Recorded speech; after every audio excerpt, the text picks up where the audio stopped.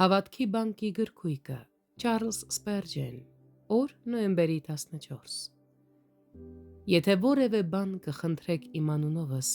պիտի անեմ։ Հովհաննես 14-րդ գլուխ 14-րդ խոսք։ Ինչ ընդարձակ խոստում է, որևէ բան,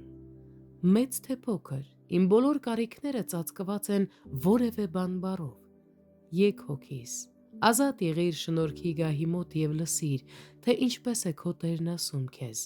լայն բացիր բերանդ, և ես կլցնեմ այն։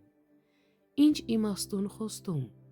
մենք միշտ պետք է խնդրենք Հիսուսի անունով,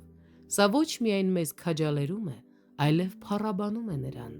սա մշտական աղերսանք է,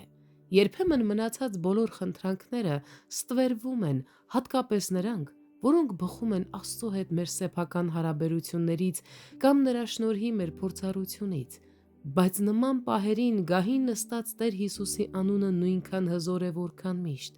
և մենք կարող ենք դիմել նրան լիակատար վստահությամբ։ Ինչ ուսուցողական աղոթք է։ Ես չեմ կարող խնդրել որևէ բան, որի վրա չեմ կարող դնել Քրիստոսի ձեռքն ու կնիքը։ Ես չեմ համարձակվի գործածել իմ Տիրոջ անունը եսասիրական կամ ինքնակամ խնդրանքների համար։ Ես կարող եմ գործածել իմ Տիրոջ անունը միայն այն աղոթքների համար, որոնք նա ինքը կարտասեր, եթե իմ իրավիճակում լիներ։ Մեծ պատիվ է լիազորված լինել խնդրելու Հիսուսի անունով, կարծես Հիսուսն ինքը խնդրեր, բայց մեր սերը նրա հանդեպ երբեք թույլ չի տա մեզ գործածել նրա անունը այնտեղ, որտեղ նա ինքը չէր գործածի այն։